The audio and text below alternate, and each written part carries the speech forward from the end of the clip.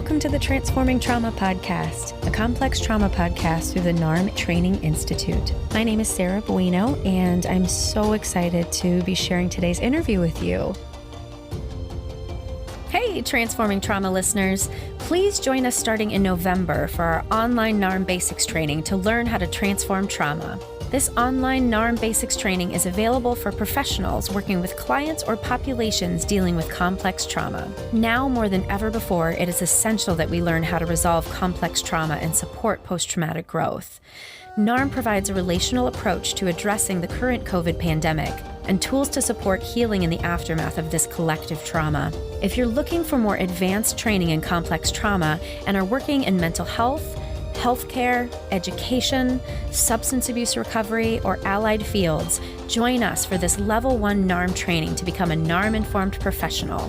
For more information and to apply, please visit www.narmtraining.com/online-basics. Today is a conversation between Brad and Dani Ishai Behan. So let me tell you a little bit about Dani. He's an East Coast-based writer, researcher, and musician.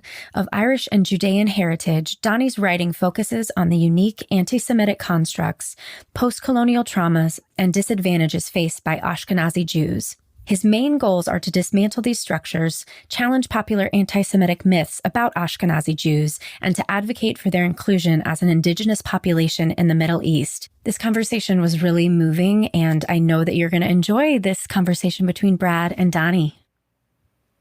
All right, Dani, thank you so much for being on with me today. I've been really looking forward to getting a chance to talk with you.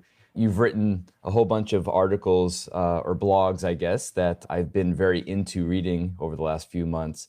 And so I'm just really excited to get to know you a little bit more, get to know about your work, and then also just see how it relates to the work that I'm interested in around intergenerational trauma, and specifically to my lineage, which is the same lineage that you share of being Jewish. So, I thought we would just start by telling me a little bit about how you got into the writing, into the work that you do, and maybe giving us a little background about who you are and your journey. I think I grew up a bit differently from most American Jews in that, well, maybe not most, but a good number. I have a white father and a Jewish mother, and I didn't really have an observant upbringing. I was raised with my dad's traditions and my mom's, and basically Jewishness meant to me being like getting gift money on Hanukkah for my childhood. That was pretty much it. And as I grew up, I was curious about my mom's heritage, I guess. And she told me that Jewishness is a religion and that we're of Polish and Russian descent or whatever. And I was like, I just couldn't make sense of it because my mom and her relatives, they looked so Middle Eastern, I guess. And the same was true of a lot of the Jewish kids I went to school with, so that was a source of confusion. I was like, how are we a religion if we don't look like the populations of the countries we come from? And how come anti-Semitism is racial if Jews are a religion? Those were questions I had with me my entire life, and I didn't really get it. And then in 7th grade, I learned about the Holocaust, and I was like, oh my God. I just wanted nothing to do with Jewishness because to me, all it meant at that time, for all I knew, was suffering in some squalid ghetto in Europe for no reason. I had no idea about our origins in Israel, our civilization, our culture, our land. I didn't know about any of that. No one ever told me any of it. So I was part of the punk community since high school. Or since before then, and I was originally anti-Zionist because that's what everybody around me was. I absorbed it through osmosis. But over time, I felt something on a cellular level, like people around me, they were obsessed with Israel to a degree that I hadn't seen before, even with the American government or the Iraq war or anything like that. It was just weird. It hit me on a cellular level, and it was confusing, and so I wanted more answers. I wanted to know why it was like this. I wanted to know why people were so obsessed with Israel. It can't be doing anything that bad, right? And so I was talking to Israelis, and they told me that most of what they were telling me about Israel was lies, and that we are actually indigenous to the Middle East, that we're turned to our land. We're not actually from Europe or from Morocco or from North America or wherever. We're indigenous to the land of Israel. That's where we come from. And once I realized that, everything just made sense to me. Like why my family looked different, why we were treated differently, why our neighbors were calling us Pakistanis all the time. It all made sense. And I became a proud Jew, like pretty much on the spot, I guess you could say. Because I realized at that point that Jewishness meant more than suffering in some squalid ghetto in Europe for no reason. I was the inheritor of a 3,700-year-old civilization, one that was vibrant before Europeans and others colonized us and took us from our land, and that Israel was our redemption, was our liberation. I was instant Zionist from that point forward. Wow. Wow. Thank you so much for sharing. I mean, there's just so much there that I resonate with, my own personal experience. And also there's some political and psychological things that I'd love to dive into with you too. I mean, my experience is somewhat similar. People in public would ask me if I was Italian or Greek or even Arabic. And I always hid my Judaism from outside my community. Yeah, me too. And, I used to tell people that like my mom was Mexican or something because yeah, like that's safer somehow. Yeah, exactly. And I did live in Israel for a period in my 20s, and it kind of raised more questions than gave me answers in a certain way. And I feel like my path of studying trauma has been part of my trying to answer some of these questions for myself and also for oppressed people around the world. And so when I started reading your work, it was touching something that I kind of knew inside, but it's scary to talk about it. I mean, you basically just grouped us as Jews into what's now being referred to as Black and indigenous people of color in the United States. And that's something that I'm not afforded in most circles, right? I mean, I'm looked at as white or white passing.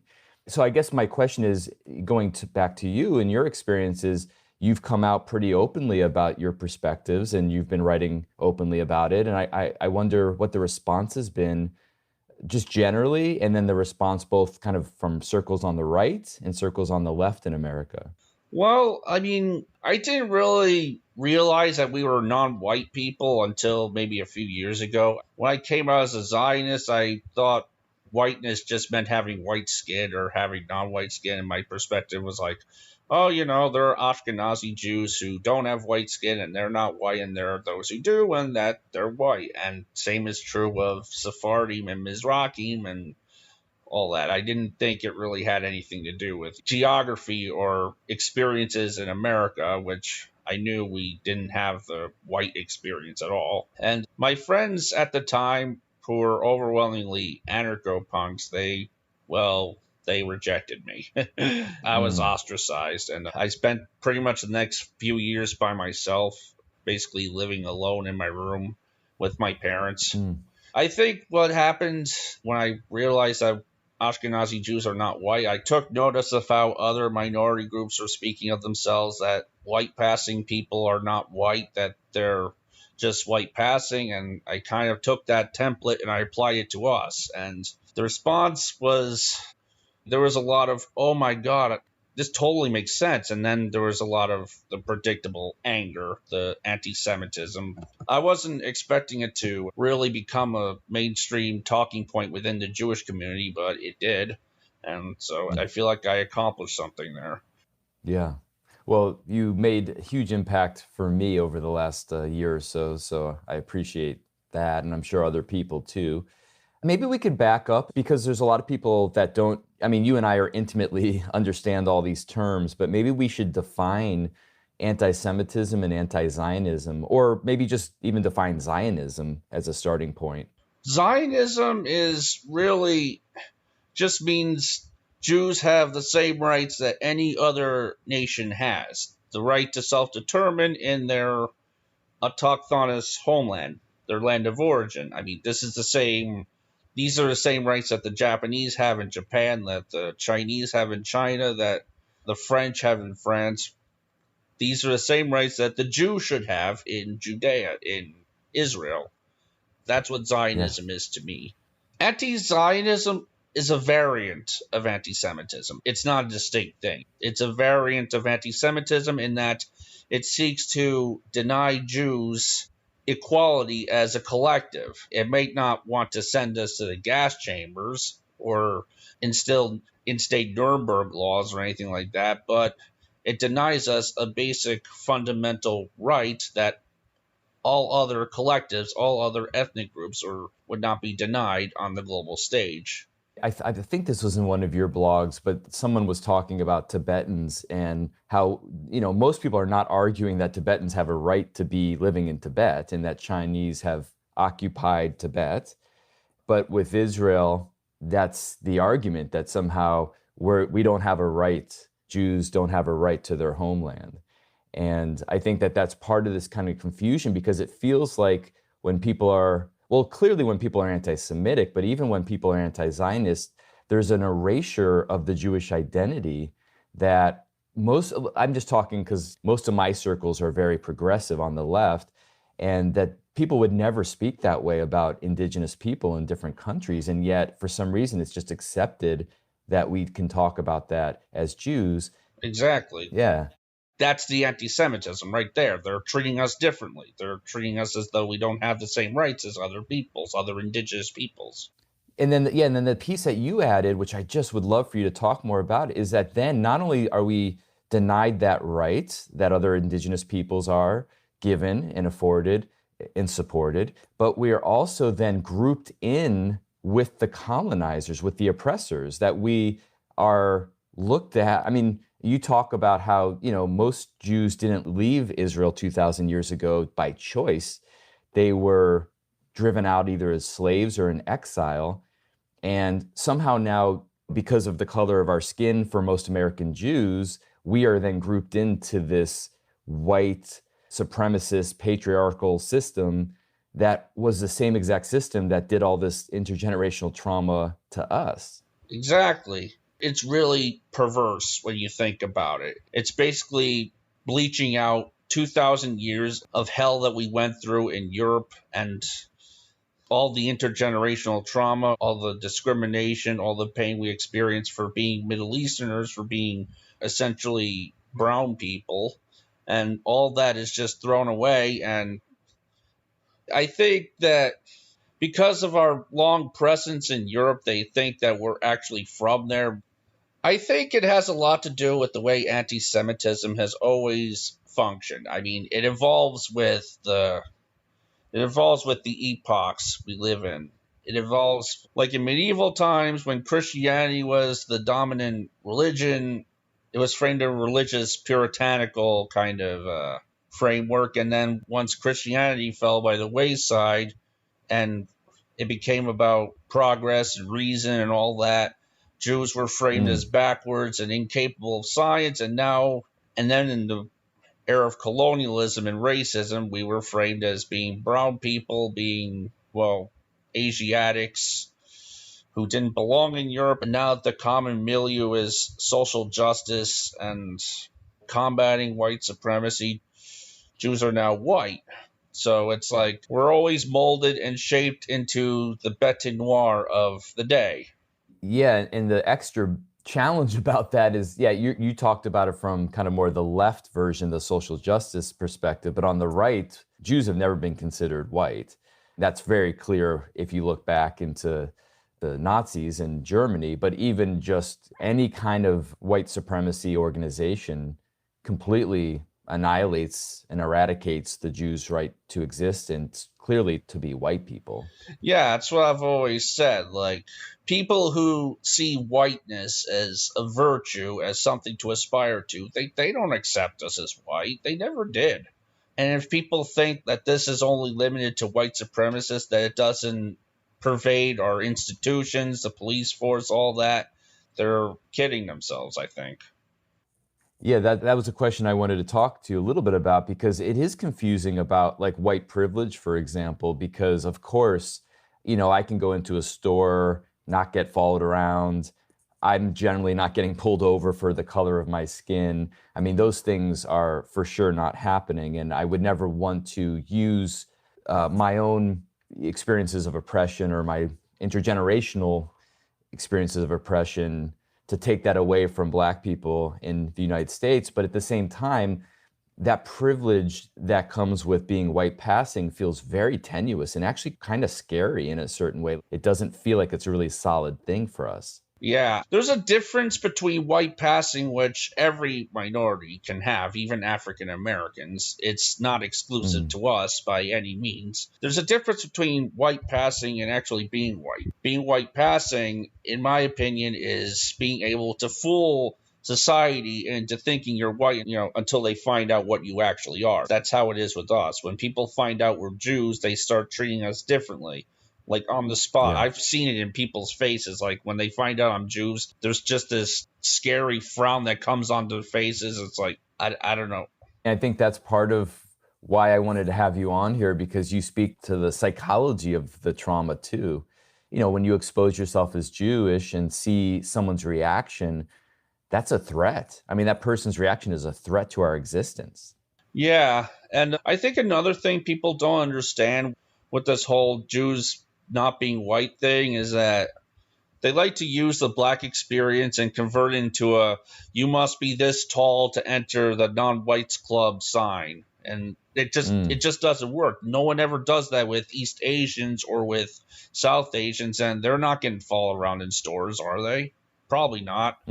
But only Jews are expected to meet this impossible standard of having the same experience as Black Americans to be able to identify as non-white. That's just unrealistic.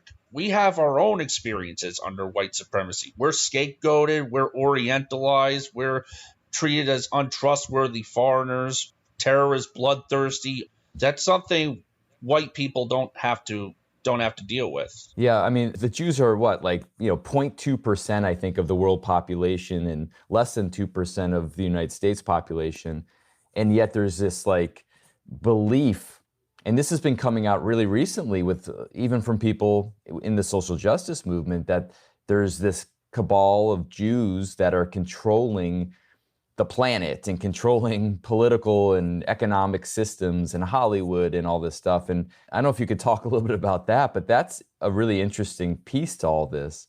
I think the whole thing started with Orientalism, Sadian Orientalism. It's couched in the European perception of Jews and Easterners in general as basically mysterious, barbaric foreigners who are probably conspiring against the West. Yeah, I mean, you focus so much in your writing about this concept of whiteness and talking about how you've done research that's really helped you to align for yourself, but also for your understanding of Jews, that Jews should not be considered or grouped into the whiteness that people are responding to in the United States right now. I really don't think we should be grouped into whites because, one, we're from the Middle East, and insofar as the Middle East is considered to be, non-white, then we're not white either, because exile in Europe doesn't make us white. It just means we were exiled to Europe, that's all. And if non-whiteness means not benefiting from default status in white majority societies, then no, we're not white under that definition either, because we most certainly don't. People like to compare us to Irish and Italians and East Europeans who at one time weren't white, but it's just not tenable because those populations are indigenous to Europe and we're not. And another thing is that those populations don't really experience discrimination anymore. They're not marginalized. They're accepted as white, whereas anti-Semitism is still a huge problem in this country. It's an even huger problem in Europe and in South America and other white majority areas. So it doesn't make sense to group any Jews, except maybe recent converts, I guess, under white. I guess this is where it starts feeling personally a little bit scary for me, is that, I mean, because again, we've talked about how Jews don't belong to this whiteness. And yet it seems like there's this increasing sense on the left that Jews aren't part of their club either because we're not indigenous people of color. And you're basically arguing that we are. I mean, that's your whole point. Yeah, I think before the 1960s, no one ever questioned our roots in Israel. No one ever saw us as white Europeans. No one ever even, that thought never even entered anyone's heads. But once the paradigm changed and once anti-Zionism became the main mode of anti-Semitism, anti-Semites, they needed to change their argument. They needed to say that we're white Europeans in order to delegitimize us in Israel and to delegitimize us as minorities. Mm. How does this relate to what's happened in Israel since 1948? I think at a certain point, the Arab states, they knew they weren't going to destroy Israel through force, and that they needed to destroy it symbolically through propaganda to encourage the world to boycott it. And so they came up with this new narrative, this propaganda that Israel is actually the product of European colonialism, just like South Africa, which they were also boycotting at the time. And the narrative just really took off and was also helped by the fact that Jews in America at the time were I guess, scared to identify as non-white or as Middle Eastern, particularly because of the Holocaust and that wiping out like 1/3 of our entire population. Yeah, that goes back to what we were talking about before, about how you and I were raised, because it's like for a couple thousand years, as our ancestors were exiled out of Israel, we had to assimilate to all these different cultures. And you and I have talked a lot so far about Ashkenazi Jews, but we haven't talked so much about the other Jews that had to go to other countries, Sephardic, Mizrahi, Ethiopian Jews. But basically, we've had to assimilate. Assimilation was one of the main survival strategies that we always had as Jews. And it's confusing then it's like a trauma response that Jews have to assimilate. And because of the white passing, we have a better shot at assimilating than people of, that are black or more pronounced people of color.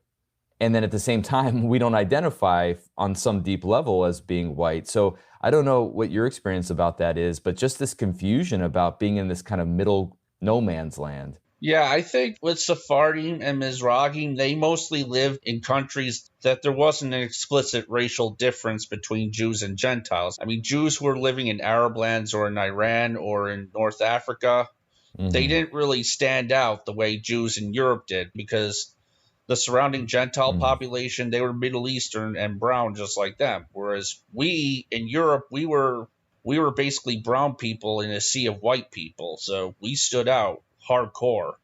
And we didn't really assimilate at all. We just had to adapt our culture to our new surroundings just to preserve it. It wasn't like we could just order falafel on speed dial or anything. Yeah, as I was doing some research, I mean, I didn't realize that in the Middle Ages and stuff, a lot of Jews were using all sorts of different various creams and ointments to bleach their skin. There was a lot of men that were trying to reverse their circumcisions. There was women that were trying to straighten their hair, which is similar to what African-American women have done. Of course, as we get more modern, we've changed our names. There's been nose jobs. I mean, there's all sorts of ways we've tried to change ourselves to fit into this dominant culture that we never fully belonged to. Yeah, and skin whitening creams were all very common. I know some family members who have actually used that. I was like, why? Yeah, I mean, from a trauma perspective, this is really why I was excited to have this conversation with you, because I look at how trauma, not just like PTSD, where someone's in a car accident or blown up in war, but actually how it gets passed down and the objectification that's been directed at Jews for probably 3,000 plus years now, and the way that we've internalized that objectification towards ourselves. The self-hatred, I think you've talked a little bit about this, but the self-hatred that Jews might experience towards themselves for not belonging. Yeah, it's really something that all colonized people go through. They internalize the views of their oppressors because after so much oppression for your supposed shortcomings, how could you not? Once you internalize those views, you start trying to cast aside those shortcomings, and you try to be just like those who are oppressing you because you think it'll confer safety. This is why you see skin bleaching creams in South Africa, in South Asia, and among Jews. This is why you see Jews trying to be white, trying to straighten their hair, trying to bleach their skin, trying to flatten their noses, all those things. It's a product of self-hatred, and this is why our parents' generations and our grandparents, they worked very, very hard to reduce Jewishness into a religious identity only because they thought we would be safer that way. Oh, wow. Okay, that seems important. So that was a survival strategy to create safety by disconnecting from our indigenous roots. Yes, that's precisely what the idea was. They suppressed it to the point that I wasn't even aware of it until I was already well into college.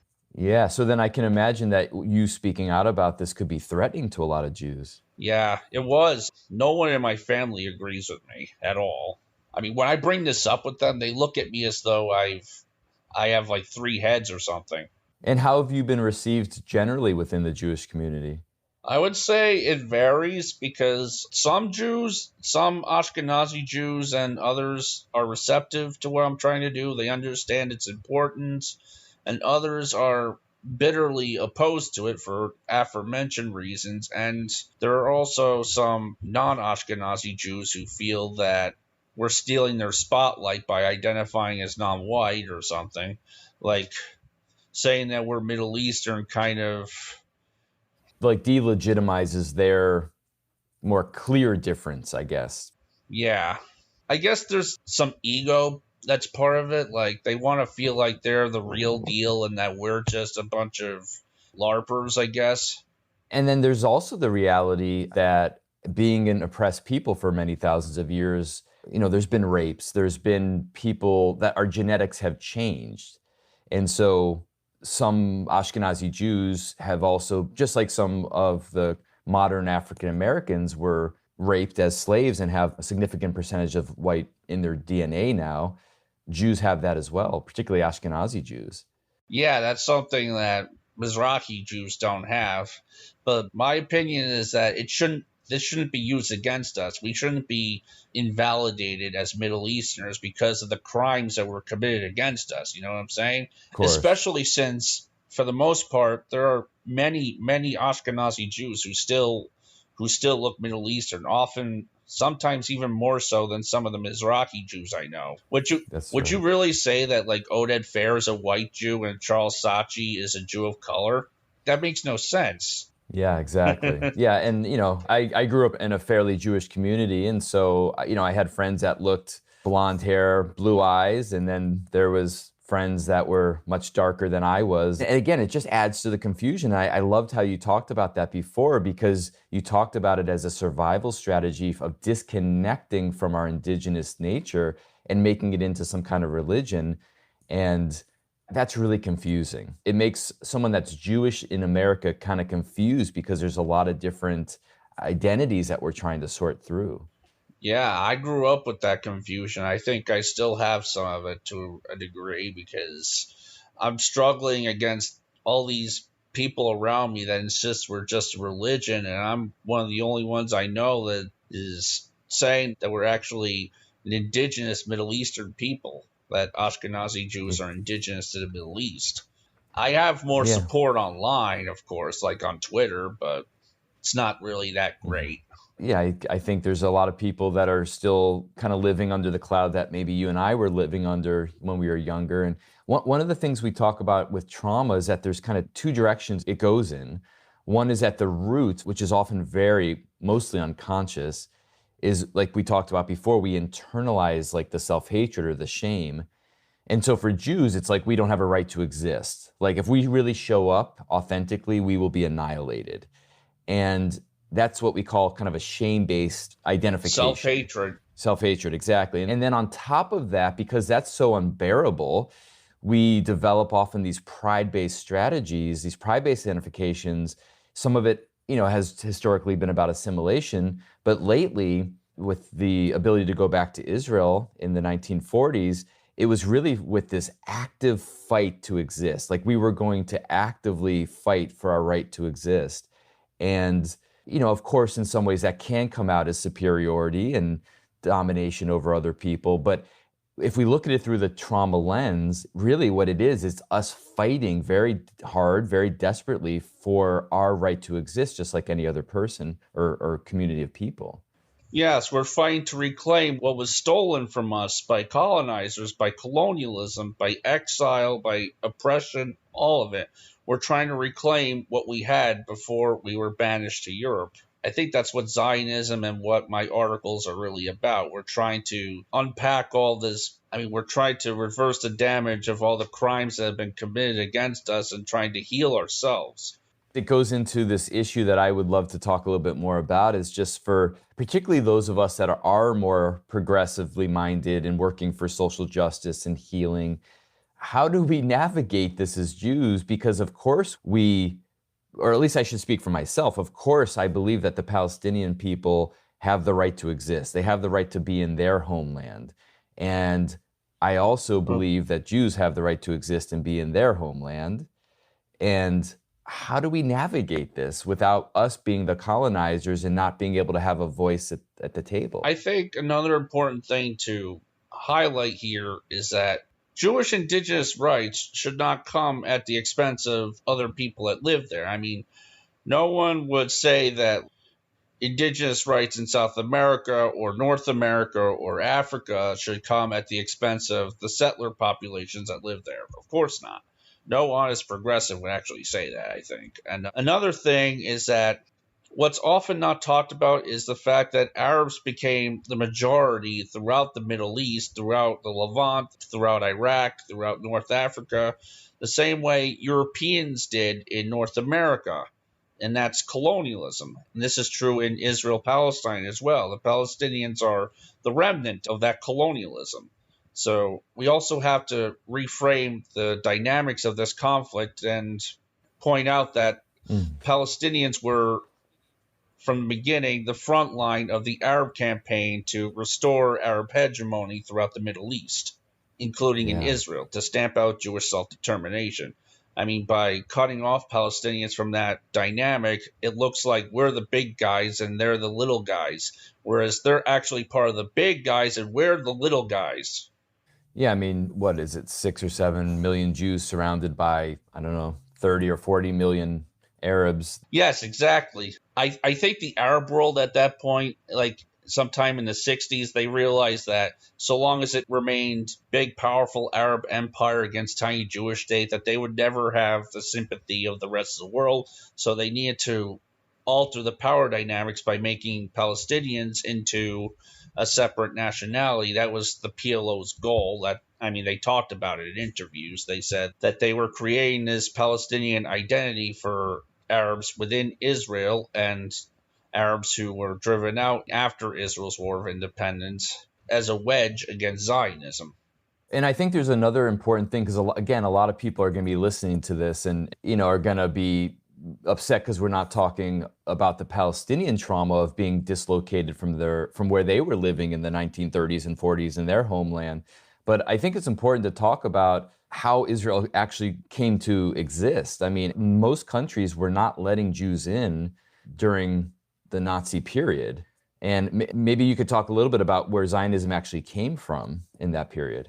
Zionism, early Zionist thinkers like Herzl, they didn't envision any conflict between Jews and Arabs because, the land at the time was very sparsely populated. There was maybe less than 1 million people there, and Jews were already the majority in Jerusalem. And so they didn't really think that there was going to be a problem because, there's plenty of room for Jews to return from Europe. You know what I'm saying?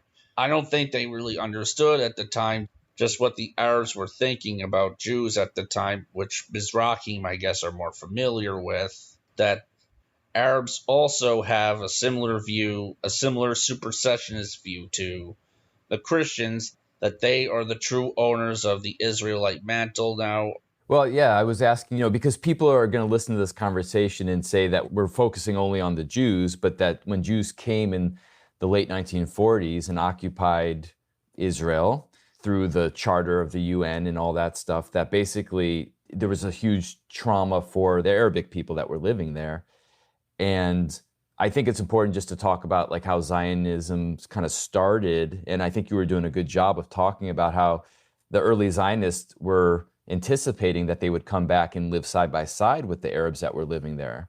I think the fact that Arabs had dominated the region for so long, they were threatened by Jews coming back and seeking to establish a Jewish commonwealth, even if they were promised equality, that they didn't want. I guess they were kind of afraid of that, I suppose. Because there was a war that happened right after Israel got independence. I'm not a history buff, but I know that there was Arabic armies that then attacked Israel, attacked the Jews that came back. So just a few years removed from the Holocaust, all of a sudden the Jews had to start fighting to protect what was given to them through the United Nations to return to their homeland. Yeah, the Arab Empire, the Arab states, they didn't want to give up even 1% of the land they had taken from indigenous peoples. I mean, well, try to imagine like if Native Americans were trying to establish an independent state in part of the United States, like let's say the Lakota were trying to reclaim some of their land under an autonomous Lakota nation state, or the Cherokee or any other indigenous tribe. How do you think like white America will react? They would try to crush the Indians and maintain their hegemony over all of it. And I think that's what was happening in the Middle East. They didn't want to give up any of the power or the land they had, even though they took that land through colonial theft. Yeah. In some way, you can really look at Zionism as the Jewish liberation movement. Just like, in the 1960s, there was an American Indian movement. They were trying to reclaim land, and they did get crushed by the American government. And in some way, that's what Zionism was really all about. It's about liberating our indigenous homeland for Jews. That's entirely what it's about for me. It's also about Jews having a place where they won't be persecuted, where we could be our own masters. Yeah, have self-determination. Yeah. So then this brings us back to my question, because this is something I experience quite a bit, because I do trainings for mental health professionals and social workers on trauma. And obviously, when we start talking about trauma, there's a lot of social justice issues that are embedded in that, particularly in the United States right now, and has been for a long time. But as a person, again, that's like white passing, as a white male, quote unquote, that I've been called numerous times, every time I get grouped into that, I have a internal visceral reaction to that. And I have two kind of directions that I go internally. One is that I get really angry because I don't want people defining my reality, which is part of the whole oppressed trauma that my ancestors have lived through. And part of it is that I feel a lot of shame. Like I feel confused about my own identity. I feel both of those things at once, more often than not. A third thing I feel is I just kind of want to get rid of all this. I mean, I've had suicidal thoughts over it. Like if I could just end my life and be reborn as something else, that I wouldn't have to deal with this problem anymore. I could just be either white or either non-white. I wouldn't be thrust in between these two worlds. People would acknowledge my reality, or I would have white privilege. I wouldn't lack white privilege and yet be told that I'm white or anything like that. I wouldn't get the worst of both worlds and the benefits of neither.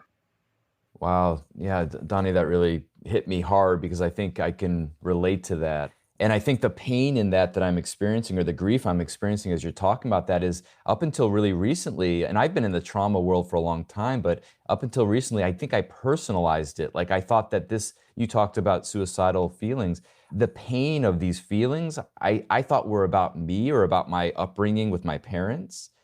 And I'm opening up to this intergenerational thing, that this is not just about me and my parents. This is something we've carried for thousands of years.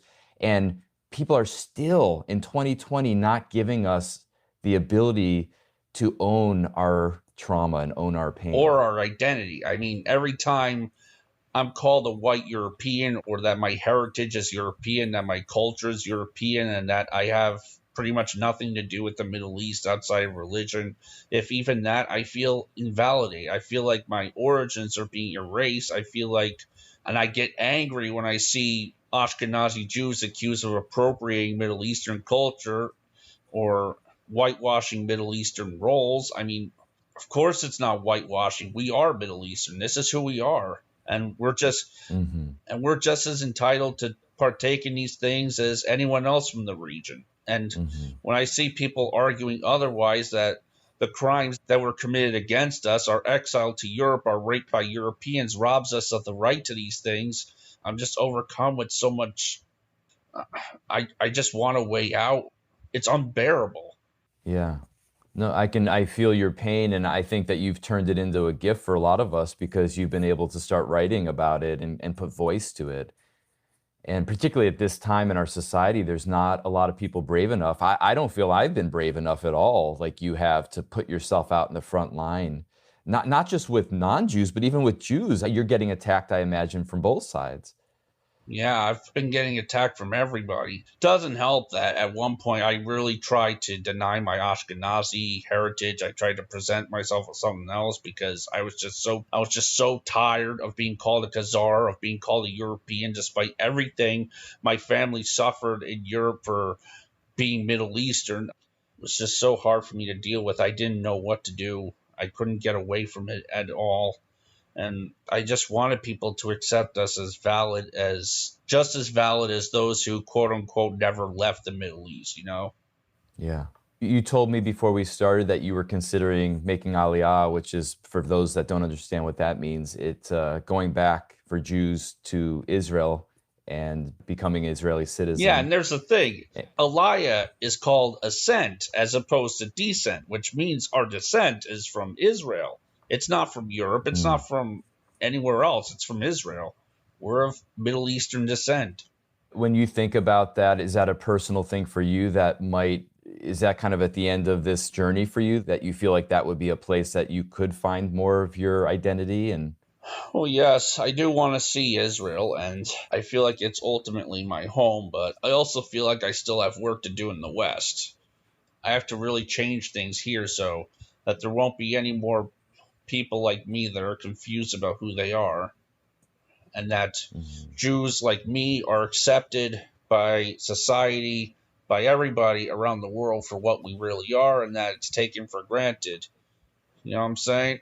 I don't want future generations or even today's Ashkenazi Jews to feel like that their Middle Eastern roots or their Israelite roots, that their civilization, their history are not real, that they're not valid, that they're not as valid as those who more recently lived in the Middle East. Of course, we didn't recently live there. We were exiled. We were taken to Europe as slaves. That's how else do I put this? I mean, well, put it this way. An immigrant who recently arrived from Lebanon is no more or less valid than an Ashkenazi Jew who arrived here via Europe. You know what I'm saying? Because both are Middle Eastern. One was just exiled to Europe for generations, and the other was not. I would say that the Lebanese person is privileged in that manner, because privileged in the sense that they didn't have to endure centuries of captivity and exile in Europe. That their Middle Eastern descent, roots, identity, race, whatever you want to call it, is basically accepted, taken for granted, whereas ours is not. It's denied, like, all the time. Yeah, and I think you just named, again, we talked about this earlier, but this piece, you used the word captivity in Europe. And see, that's the thing I think that gets whitewashed, I guess is a good word for it, is that we, and you challenged me a little bit earlier, I used the word assimilation, but that's not really the right word. The right word is that we were in captivity originally. Yeah. And just like the Africans were brought over in captivity. So you wouldn't really say now that they're assimilating. You'd say that they're still trying to deal with the fact that they were dislocated from their homeland and brought through captivity, through domination and oppression. And now they're just supposed to fend for themselves in a society that largely doesn't want them and doesn't accept them as being true Americans. And I think that is a place that Jews and Blacks historically have been able to align, at least in America, around. Yes, we're both peoples that were dislocated from our homelands, and we were forced to eke out a survival and preserve our identities in foreign lands. I think that's our main commonality right there. Yeah. Well, when I went to Israel and I lived there for a little bit period of time in my 20s, this is a little bit of a cliche for Jews, but there is something real about this. There's an embodied sense when you land in Israel that you're home. And people talk about crying when they get off the plane, and there's a certain security or safety, even though there's war and chaos all around. There's something about being with your people on your land that goes very, very deep historically. Yes, I can imagine how impactful that is. I've dreamed of the day I would set foot in Israel, and just trying to imagine what it would feel like. I mean, especially with the perspective I have now. This would be my homecoming. Yeah. Well, I have two kind of final questions. The first is just thinking about Israel itself and the fact that, there are these real difficulties, and I don't want to get too into the political side of it because we're today mostly focusing just on the Jewish side of it. But any thoughts about how we can move towards some kind of greater peace in Israel with the Palestinians and with the Arabs around? Well, I mean, I used to think that compromising would, bring the Palestinians back to the table, but I'm not convinced of that anymore. I think they need to be forced to accept that we're not going anywhere, and that's their dream of destroying Israel is never going to come, especially with, more and more Arab countries recognizing Israel. Their house of cards is crumbling down now, for lack of a better metaphor. So it basically starts with the Palestinians being able to recognize that Jews have a right to exist in their homeland. Yes, they need to accept reality here. This is our land. We're indigenous here. They have a right to live here, and they have a right to have a state. Of course they do, but they don't have the right to take ours away, take our rights, our identity away. That's not going to happen. And then the second is kind of more specific to where you and I live. It's just in United States. And this is a little bit more of a personal question for me. If you have any advice for me, is just, I'm a teacher, and so I'm kind of a leader in my community, and I'm out there very publicly. I'm very exposed. And I notice that I do hide my true identity a lot when I'm teaching. And this is from very progressive communities. This is not from the right wing, although I've worked in those communities in the past. But I don't know if you have any thoughts or suggestions about just how I can continue to embody more of this and weather some of the attacks that are coming from people that don't identify Jews as being part of the marginalized communities that social justice is focusing on. I think the only thing we can do is to keep pushing back against these narratives, because they're not going to go away. I mean, if we just continue doing what our parents and grandparents did and just going along with it and identifying as white and saying that and lying and saying that our descent is European, then of course nothing's going to change, because we're letting them keep these narratives about us. We have to challenge them. We need to do so more visibly and more consistently and more forcefully. Yeah. Which is what you've been modeling for me in your writing, and I really appreciate it. And I wonder if you wanted to tell folks who are listening where they can find your work. My work is at Times of Israel, mostly under the name Dani Ishai Behan. Actually, all of them are under the name Dani Ishai Behan. We'll put it in the show notes to make sure that people can link to it directly. Okay. Well, Dani, I've been so excited to talk with you since I found your work. I don't know, whenever that was, months ago. I really appreciate all you're doing. I really thank you for sharing some of your pain as well, because that's pain that I feel myself and have felt for a long time. And I appreciate us being able to share that together a little bit here. And I wish you all the best with the work you're doing. And if you end up going to visit or move to Israel, let me know, be in touch. Okay. Yeah, and thanks for everything. So take care. Thanks so much for joining us for today's episode. If you want to learn more, you can check out the show notes or visit us at www.narmtraining.com/transformingtrauma. Please join us for our online NARM training in learning how to transform trauma. This online NARM basics training is available for professionals working with clients or populations dealing with complex trauma. Join us for this Level 1 NARM training to become a NARM-informed professional. For more information and to apply, please visit at www.narmtraining.com/online-basics. Thanks to Andrea Klunder and the Creative Imposter Studios for producing and editing, to Tori Essex for our album art, and to Brad Kammer for the creation of this podcast. We really look forward to building community and connection with you and changing the world by transforming trauma.